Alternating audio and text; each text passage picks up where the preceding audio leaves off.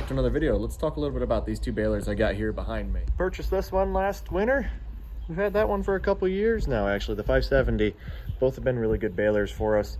I guess I don't even know where to start on some of these. We got pretty simple stuff. 540 PTO, both balers. Obviously, this is the newer series. This replaced the New Holland 575. And the 570 is the same strokes per minute, same capacity as the 575, just a narrower pickup. So if you can look from this pickup to the 570, you can see the pickups are a little bit wider on the 5070. I believe it's the 5060 would be the replacement for the 5070, and then they had a 565, which became the 5050, I want to say. And that did have a lower stroke capacity, or lower strokes per minute, lower capacity, and a little bit different feeding style when you get into the pickup. But the 570 and the 575 had the same, and then now the 5070, same feeding style.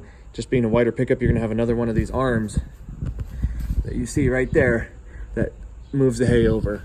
And I haven't been around any in person, but from what I can tell, the new 275 or 275 pluses that they're bringing out, same machine, just a couple minor upgrades.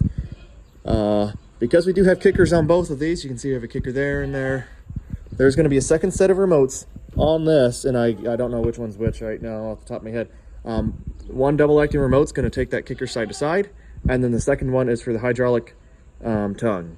Now my 575 I had before the 5070 was a manual tongue. You pull the rope like you would on either one of these. You block off a tire drive forward or back up if you're trying to swing it in or swing it out. And I do believe there are some kit options for hydraulic up and down on the pickup as well. We do not have that installed on either one of these balers. And then right there you have a different shield you're not going to see on a lot of your other 5070s or 575s. That's going to hide the belt and then the hydraulic motor. So this motor runs a pump that's going to run the belts on the kicker. So you have a chain coming up off of the flywheel, or right behind the flywheel. That runs a shaft coming along here. You have a small chain here that I believe that would be your hydraulic tension. And then that shaft runs your chain right there for all of your arms that rotate and then bring the hay in front of the plunger. And then right off the flywheel, it goes into a 90-degree gearbox, runs your plunger, no different than you have on most balers. So a little different thing you see on some of these. Flywheel in the front. New Holland's going to mount the flywheel on the, or sorry, John Deere mounts the flywheel on the side while New Holland mounts it on the front. And then Massey, Heston, Agco, you name it, depends on the area you're looking at. Inline balers, flywheel is going to be on the front as well, but directly above the pickup with a good width pickup, but the bands are going to be shorter because it's going to be closer to the ground and underneath the baler, while the packing compression chamber would be above the pickup. So your flywheel is going to be above the pickup bands, kind of like you would see on like a large square baler, which I don't know if you can see the one over there, or a round baler. You need flywheels on these square balers to keep momentum. You would not need that on a round baler because those are just don't have that need for momentum to keep that plunger stroke on the compression to have that speed to go. So as we look down on some of this, I'll show you a little bit on how we set, how the kicker works, I guess, because that's unique to this. So this is specific to the kicker. Right now we're at a 3.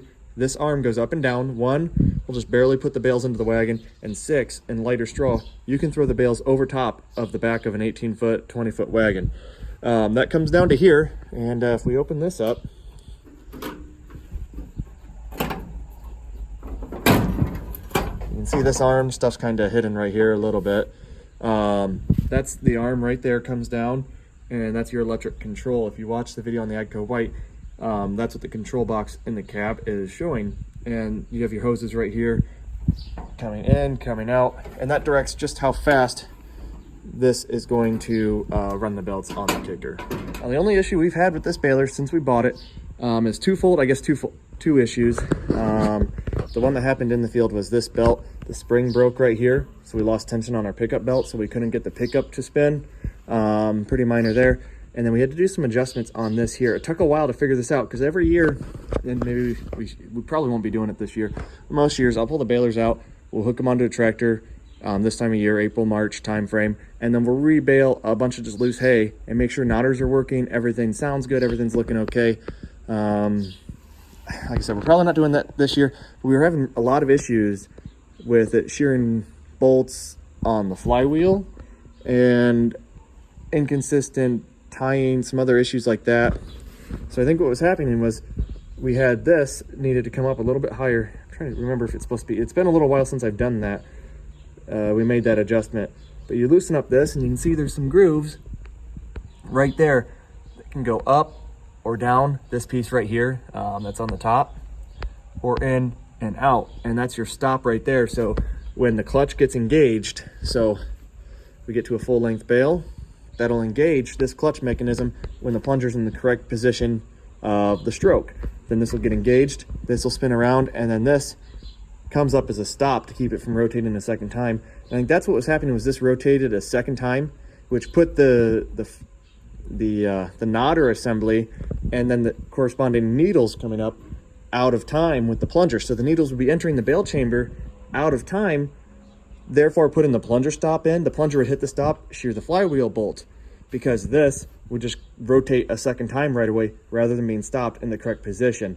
So this will only engage when the plunger's in the correct position, but it never disengaged on this stop or this brake here, I guess, if you will. So I think that's what I remember the issue. And then we set it too tight and then it wouldn't engage at all. And then we had like a 5-foot bale in the chamber. Luckily we were doing all this out in the front of the barn, rebaling stuff, so it didn't happen in the field. We weren't learning by fire here.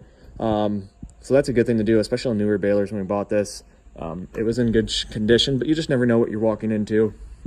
Or like I said, you can see the shaft coming back off that chain above the flywheel, and then it engages through a series of gears. One thing they updated on the 5070 over the 570, 575 is now this belt here is on a pulley on the outside of the gear set. And we can look at the other one where that gear would be on the outside here. So to replace this belt, you'd have to disassemble some things rather than just putting a new belt on. So one nice thing they did there, I believe the other thing they updated was a star wheel here that sets your length, got moved back a little bit so you had less disturbance on the star wheel from plunger stroking. As that plunger would stroke, you'd see that star wheel just move a little bit, and if you had some wear on maybe these teeth a little bit, it could eventually slowly kind of work your bale length up and then cause it to prematurely trip, giving you shorter bales, inconsistent bale lengths. So by moving this back, I think that was the philosophy, and I don't remember if it works. I don't notice a huge variance in bale length, so maybe it did. I didn't notice a big issue with this. The big thing on either one of these balers, keep them fed full, and you're going to have a much better time with bale weight and bale length consistencies. That's not unique to really anything, but it's especially important, especially on these new Hollands. I think that's true for John Deere's, but maybe the auger system mitigates some of that. But just keeping them full, or at least consistent feed into them. So if you're in thin spots of the field, speed up, or if you're in lighter areas of the field, then slow down maybe, or sorry, thicker spots of the field, then you maybe slow down. So you can see that shield shaped very similar to the shield we're looking at here in front of us. That's one thing they kept very similar. Maybe it slants a little bit more. But now to get to the plunger here, you can see that whole thing flips up and you have access right down to that area here. You don't. You have just this portion here will flip up. So you have, well, you have decent access. And we did have this cleaned out nice. It's looking good. It's a little tighter to get in and do any of that maintenance items you need to. You do have a grease zert on the plunger in there. It's not a big issue, but I do like how they updated that on the 5070s over the 570, 575. And what I was saying there, you can see how this gear is on the outside of that pulley. So now, if your drive belt would happen to shred or need replaced, now you have to disassemble this and make sure you have your timing set right when you reassemble it. So that's one nice thing I think is a good thing they did, upgrading that. And then you can see the star wheel here is moved a little bit closer to the plunger, so you might have some more disturbance from that plunger stroke on the unfinished bale to create some inconsistencies. Same thing you see here, small chain comes down to your bale counter. We're at 86. So the last time we used this, it's been a year and a half now. We baled 86 bales, I guess, with it. So hydraulic tension. But then I didn't show you on that one. Hydraulic tension, you're gonna see right here if it works. I don't think it works on this one, and I don't know if it works on that one. I don't really pay a great deal of attention to this. I get out and check the first 10, 20 bales that we're baling and then slowly adjust that tension. And the way you adjust that is through this knob right here. And small adjustments make a big difference. And you can see the same knob right there on this baler. And you can see the reservoir for the hydraulic tension. Very simple, basic things on how these operate. Things get a little bit more complex as you get into the knotters, and we can see some better things here because things are cleaner on this baler. That shaft, same thing, comes through, and then that runs some of your packing mechanisms as you come this way. So you set your pickup height when it's on the ground with the bolt sets on the tire there, and then to just take this to the ground, you have to get out of the cab. You kind of lift up on it. It's hard to do one-handed. This little piece comes out and gets set into that hole, and then you just pull this forward. You can see that notch is what holds it in, and then you shove this behind it so it won't be able to come out of that notch. So you have two different height positions in the raised that you can choose from, and then nothing the rest of it, because this isn't setting your height on it. It just sets the lift height. The height is being set off of this dolly wheel. Smaller tire on the outside than there is on the plunger side, less weight over here. 8 balls of twine for capacity on the 5070. Really nice. You can get a lot baled in a day. I had more here than I thought, so that's nice. I don't have to buy as much twine to start out the season, because that does get expensive. We run a heavier knot strength on this. I don't even remember if it's 170 or 210. I think it's 210. 210 knot strength, 6,000 feet. And you wouldn't necessarily have to go that high. And it's not because we're running crazy tension on these bales. I like to shoot for 45 to 50, maybe 60 pounds at most. We're doing that mostly because we're running a kicker. So that's what drives us to run that heavier knot strength. John Deere does have the pan style kicker, while AGCO and New Holland and a lot of other companies, especially if you get into older ones, run this belt style. Oliver had the belt style. Alice had the belt style. Obviously AGCO did. I think Ford might have had a belt style, or some of the older ones, in place of the belt, they just had like 3 rollers. I don't know how to explain it, but 3 rollers, top and bottom. Essentially the same thing we're looking at right here. And I have had to make some adjustments on this as well as that, and even my 575. I don't know why I've had these issues, but the person before me hasn't. I've moved the spacer from under here to up here, closing this gap a little bit so it would grab the bale a little sooner. You can have these belts burn strings off your bales and just throw a big pile of loose hay right in the middle of your wagon. Now, to get these belts to track even, you can see here I might need to make an adjustment. It's getting pretty close here, maybe even fraying the side. And I have this gap right here is not right on the roller. So what I maybe need to do is either loosen this turnbuckle up, driving it down so it would want to track this way, or what I'll probably end up doing is maybe tightening this one up or lengthening this one to drive this up a little bit, and it'll just track that way how it should. I guess both have done that. I haven't made an adjustment since I bought it. I know I had to do some on, I don't know if that one, but the 575 we definitely had to do some adjustments on because we replaced one of those belts. On this baler we've had a little bit more work to do than we have on this one. This one's been really good. I point out the 2 things we've done there. We've replaced the needles on this baler. That wasn't that bad a job. I just did one at a time, and then just because you have to get the pitch set right right there. I don't know if you can see, it's really hard to show, but there's 2 bolts, and tightening up one or loosening one sets the pitch. And then once I got it to match the other side, I then replaced the second needle, matched it to the that one, and then just turned the flywheel over by hand, and then made sure nothing was getting hit by the needles, or the needles weren't striking anything in there, because you have clearances you need to pay attention to when you're doing that. And then we did have a small, I'm trying to remember what it was. It was a 10-cent part, but it shut us down for the entire day. And it was after hours, of course, when it breaks. There's a small little dowel, I think, that holds one of these worm gears on. I mean, this is held on by a nut. It was something like that. And the knotters, I have a lot of spare knotter parts now, so we shouldn't have that issue. There's your cylinder, runs your plunger side to side. That's run off of one of your remotes, and you can kind of see some of the drive mechanisms. That motor off the front comes back from these hoses and then drives off that, and then you have a flywheel back here for momentum. Same thing. It doesn't need a lot of I guess power until a bale hits, and then you need all the momentum you can to not lose that speed. So that's where the flywheel kind of keeps that momentum. And some pretty basic things. Here's one of the last things I'll show you here.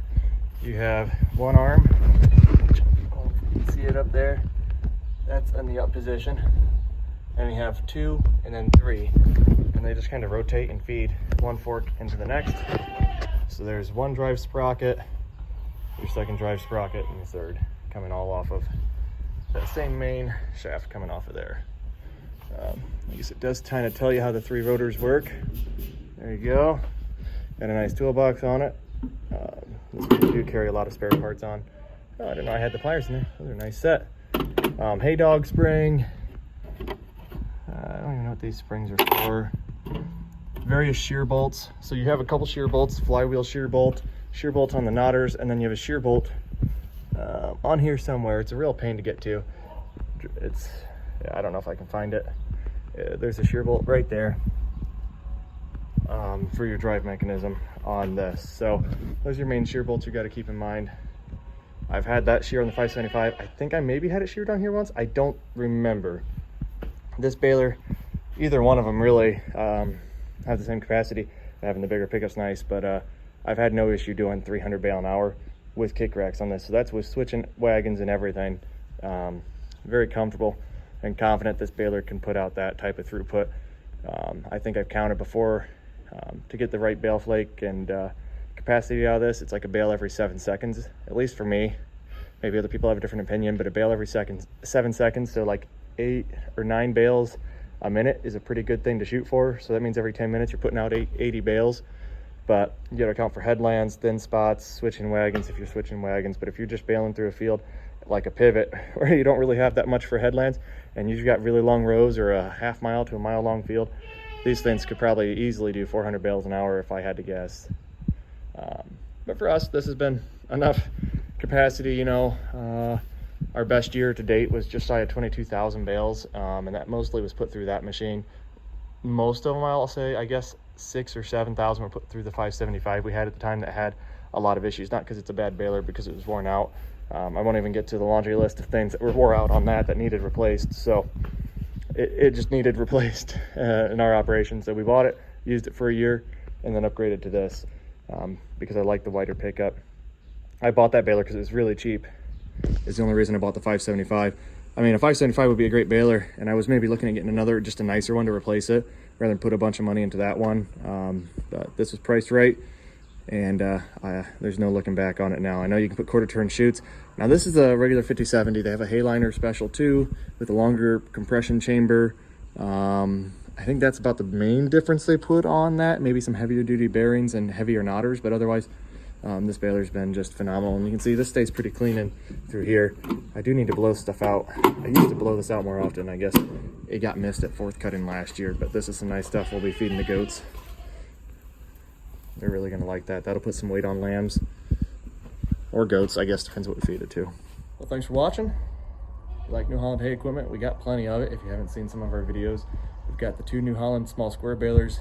You can't really see it behind me, but New Holland big square baler BB 940A. We have a New Holland 144 inverter, New Holland BR 7060 round baler, and then a New Holland H8080 with a Durabine 419 head on it, self-propelled disc bind, and then the H7450 13-foot wide pull type disc bind. I'm not going to say New Holland's the best hay equipment out there. In a lot of ways, I think there's some things I really like about New Holland. I think that put it above the competition. End of the day, New Holland CNH, I really like the parts availability. Messics.com is a great place to go. Local dealer for case is pretty good, and the parts cross over, so I can get New Holland parts there. Our New Holland dealer is starting to go away, it sounds like, but a lot of it's just found the right deals when we found them. So I bought into the 570 because it was the right deal at the time. That's why we went that direction. And then we just kind of stayed with New Holland small square balers. We got a bunch of parts for that one, and I knew the 575 knotter parts would interchange. So I was like, well, then we'll just stay with that. And the 575 I bought came with extra bearings for the thrower, an extra U-joint for the driveline. So we have all these knotter parts. Now we have extra bearings. We have extra driveline parts. It just kind of made logical sense. Let's stay with New Holland. It's been good to us. We kind of understand how these balers work. Not to say I couldn't figure out a New Holland. And I'm not saying these inline Massey's probably will outperform these, to be completely honest. But our AGCO dealer locally is not good. And I have no interest in going that direction for some time until maybe they step up their game and improve a few things. Not saying I'll never go AGCO. I think they make some really nice tools. Why we went to the New Holland big square baler. Then again, same exact thing. Right price, right time. We paid $16,500 for a large square baler that's in mostly functioning, you know, $200 all we had to put into it to get it really going. It's got a few quirks I need to figure out on it yet, but at the end of the day, it was the right price. And that pull type mower, same thing. The self-propelled disc bind, same thing. Just is, and maybe that's just not a great sign. New Holland doesn't hold value the best. I don't know. the tractors sure seem to hold value. That's why we don't have a New Holland tractor. I've looked at some. We have a Case tractor and a few AGCO tractors now, and we don't have any John Deere tools. And I'm not trying to say John Deere does hold its value really well, but on the flip side, I'm buying used, and it's just a lot more expensive to get into used John Deere equipment. So we've kind of gravitated towards the New Holland and Case tractor, and I guess AGCO, because it's just the purchasing price to get in, right deals. You buy what's in front of you, you know, the right price or the right hours or the right amount of use. And you can look at this pickup, it's still got the paint across the whole thing, and we ran probably 10,000 bales through it last year. So we should have seen somewhere from what our use is, and you certainly would have thought there'd be some use from it before we bought it used, but no, this baler's just really good condition. Still got paint on all of the chains. So like I said, right price, right time, and that's what drives us to kind of go the direction we are. Not opposed to going any other brands, but just haven't seen the right deals out there that have, I guess, persuaded us to go that direction. But thanks for watching. If you have any questions or want to see something else, it might be a day or two before I get something put up on the big square baler. But yeah, I hope you enjoyed this series. I'd like to see a little bit of our equipment. Maybe we can do a whole video on just the equipment line too one of these days. Maybe not so in depth and just show the whole thing, but we got some hay to make here soon, I'm hoping, in a few weeks, and barns to build. So it'll be a little bit before we get all the equipment in one place and maybe under roof, and we can do something like that. But thanks for watching, and we'll see you in the next one.